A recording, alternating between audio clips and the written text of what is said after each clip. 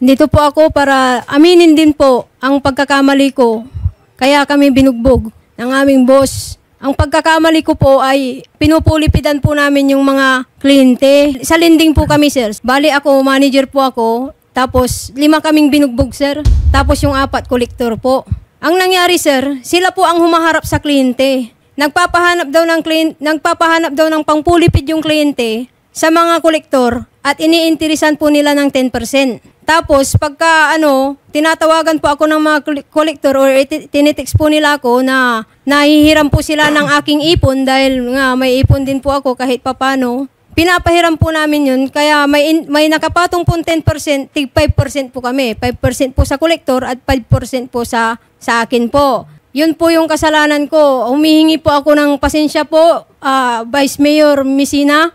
Vice, alam nyo naman po kung gaano ko kamahal ang trabaho ko. Ito lang po ang pagkakamali ko, Vice. Pero alam nyo po kung gaano ako kadedikasyon na magtrabaho po sa inyo, Vice. Andito ako, Vice, hindi para sirain ang pangalan nyo, Vice. Andito po ako, Vice, para linisin po ang pangalan ko, Vice, na wala po ako ni pisong ninakaw po dyan po sa Lotus Finance, Vice. Sorry talaga sa nagawa kong pagkakamali, Vice. Ano po ba yung nais ninyong mangyari? Ano po kasi, sir, binugbog kami. Ginamit yung 45, pinupukpok sa ulo ko. Pinukpok na naman po ako ng M16, pati yung mga kasama ko. Tapos yung asawa ni Vice, sinuntok tong masilan ko dito. Kaya nagkaroon po ako ng pasapasa. Hanggang ngayon po, kumikirot po. Pero pati yung anak niya po na si SK Federation na Rayana, sinipa niya po yung mata ko, kadahilanan na dumugo po, sir. Aminin ko yan, sir. Vice, pero dating Vice yung Mayor, nagawa po niya, mga sir, na kasalanan, nabigla ko, kasi po, may system kami, computerized po lahat. Lahat ng transaction maghapon, alabas po doon, pag in-encode. Kaya, tapos itatransfer namin sa whiteboard. Doon pa lang po sa whiteboard, sir, kitang-kita nyo doon yung flow, yung chart.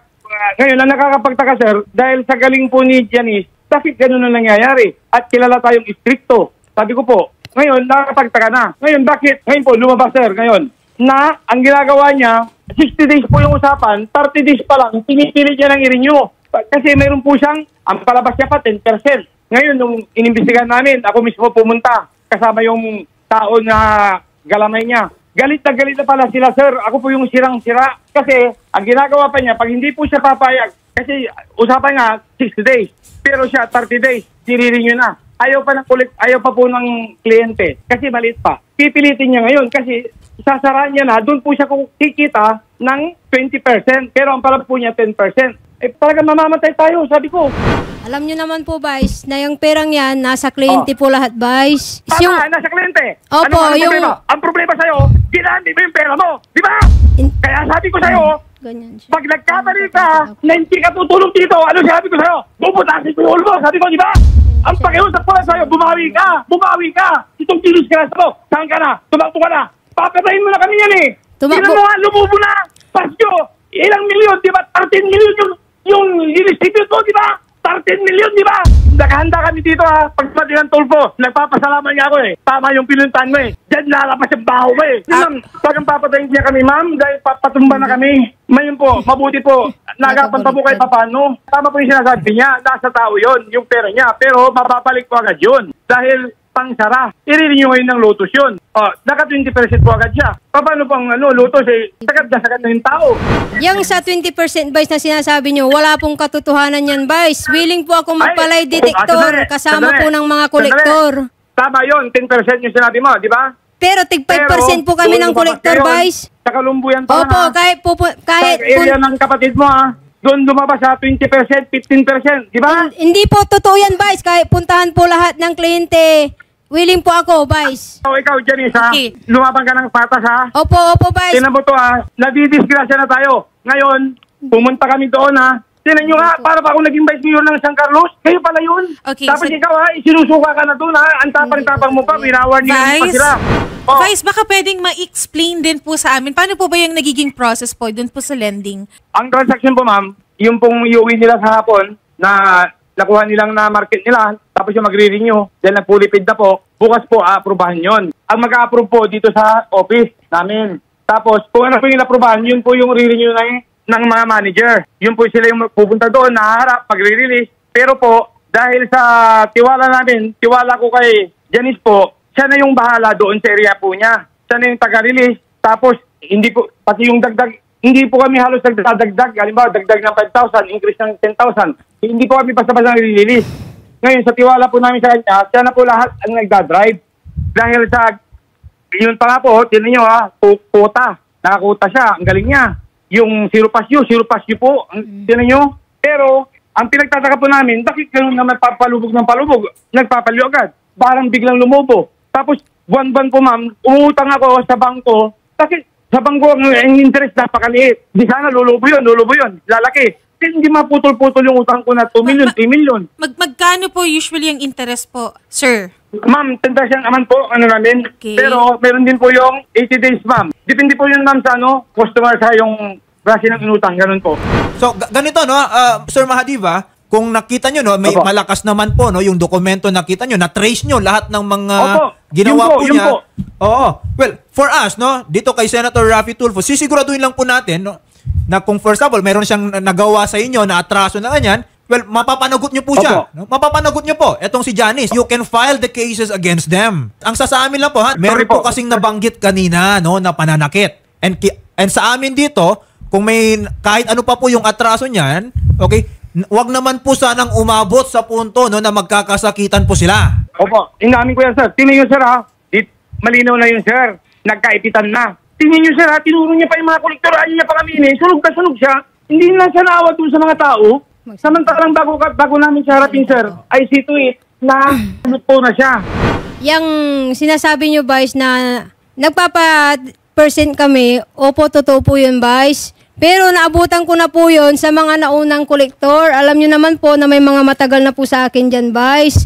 Tapos regarding po doon sa Kalumbuyan, Vice, kahit magpasama po ako, hindi po kami nagpapa-interest dyan ng 20% at hindi ko kinakausap yung mga kliyente na mag-renew na dahil hindi ako ang umaharap sa kanila, ang mga kolektor po, Vice. Kasi ang inuutusan mo, yung mga disipulo mo, tama? Hindi ko po sila inuutusan, Vice. Kaya, Hindi ko po sila bakit inuutusan. nyo lang ngayon sinabi?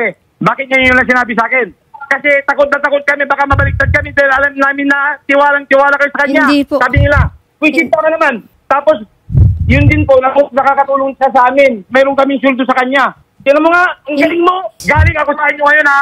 Nakita ko, ha. 2021 ka pa nagsimula, ha. Hindi po totoo yan, Vice. They came to us kasi they are also fearful for their security. So, Vice, Pero po, sir, maganda na po yung usapan namin, sir, eh. Makisama lang sila, eh. Bayan nila, eh. Tingnan nyo, sir, di sana pinakulong ko na. Pinagtag ko na sila ng kaso. Saan po kami kukuha ng ganong pera, sir, na 1 million tapos pag hindi Ay, namin sandali, naibigay, papatayin nyo kami? Kaya Ay, umalis sandali. kami, Vice. Huwag kang ganyan, ha. Andito yung Huwag mo mga sasabihin ang pera. biyanan ko, Vice, natakot sila. Andito yung mga Sandali. biyanan ko. Actually, sir, nung nangyari po yan nung Thursday, may pumunta rito sa akin ng Friday and kausap ko na rin si Ma'am Janice. Although kausap ko siya sa telepono, sa personal hindi ko po siya Sila nakausap. po yun.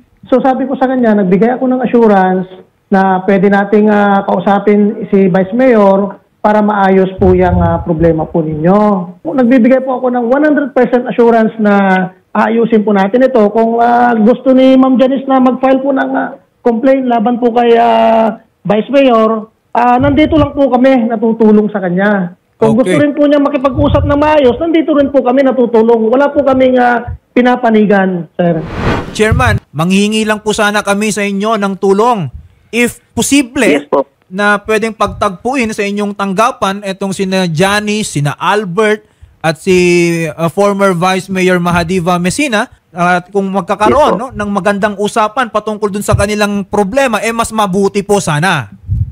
Yes po, attorney. Actually po, attorney, nung nangyari po yun, kinumagahan po yun, pumunta po sila, Ma'am Janice, saka si nanay niya, saka si tatay, sisit ko na sana yung usapan. Kaso, bigla silang nawala, kaya hindi natuloy. Willing naman si Vice Mayor Messina, si former Vice Mayor, na kausapin sila noon. Maganda po siguro, sir, na kami po ay tutungo na po dyan sa Kalasyaw, Pangasinan para makita din po namin yung mga dokumento po na hawak po ninyo. And sana po ay tigilan din po muna natin yung pagbabanta, no? Dito po sa pamilya po nila Janice, sa pamilya po nila Sir Albert. Delikado na po itong namin, ma'am. Itong sitwasyon namin, ma'am. Yes, Kaya yes sir. ngayon lang, ma'am, yung lumalabas, ma'am, dito kaya nag-confess na po yung mga kasama niya po. Kasi po hindi na nila maatin yun. Ngayon, ma'am, sa totoo lang po, nalaman ko pa next day, may alam din pala yung gena niya. Kaya pinatawag namin. Ngayon po, kinontrol ko na po yung sarili ko noon na hindi ko siya sinutop, hindi ko siya binugbog. Tingnan niyo po, ngayon, sana sir, ma'am, di ba, demanda po. Opo, opo. Yan. Di sana po, yung gabi yun, ma'am, dahil malinaw naman po yun, na-confirm na po natin at sila pa po yung lumapit na magsabi, kaya ako nalaman. Ang Opo. dapat po yung gawin ko noon, kasi alam naman po natin yung batas. Opo. Sana, dinala ko sa police station. Tutulong po kami, ilabas po natin, pati po yung mga tao po na sinasabi nyo na nag-confess at makakatulong sa 15 million na nawawala. Iharap po natin, para magkalatagan po tayo ng mga dokumento na maaaring makatulong po sa investigasyon. Maimbestigahan po natin. Pinukpok nyo pa yung father-in-law ko sa ulo, Vice, ng cellphone. Sinong hindi matatakot? Kaya tumakbo na kaming Vice, yung estudyante na dalawa, na trauma na, hindi na pumapasok. Hindi ko yan binugbog, ma'am, ha? Tama po yung sinasabi nila, inopin ko pa, gusto niyo sa pulis tayo sabi ko, Hindi. sa barangay. Para Mas dokumentado. maigi na, Bakit din nung siya nahuli nawala? nyo po kami, Vice, Bakit siya nawala? na Opo. sinurinder nyo kami sa police station, Miss Janice, kaysa saktan nyo kami ng ganito, Vice. Halos mamatay ako, Vice. Pati mga hindi ko kasama nyo ko. Halos mamatay na kami, Mabuti Vice, pa sa nga sila kakapukpok nyo ng baril. Mabuti pa nga sila, kumenta sila eh. Ikaw, demonyo ka na, ikaw pa magtamanin eh. Ano ako, itusumba mo? Huwag kang ganyan ha. Umihingi po ako ng pasensya sa kasalanan ko, Vice. Ang kasalanan ko po, Vice, yun nga po yung... Sobra. Ang dami mo bang post account? Opo. Isang tao, 10 yung pangalan niya. Ginamit mo, Pedro de la Cruz, Juan de la Cruz. Hindi ko po Sir, ginamit yan, Vice. Handa ko pong patunayan sige, yan sa inyo, tama. Vice. Hindi po ako Nandiyan ang natatakot, tulpo, Tim. Vice. Handa ko pong... Dadalhin ko sila sa harapan nila. Opo. Handa ko pong harapin lahat, Vice. Okay.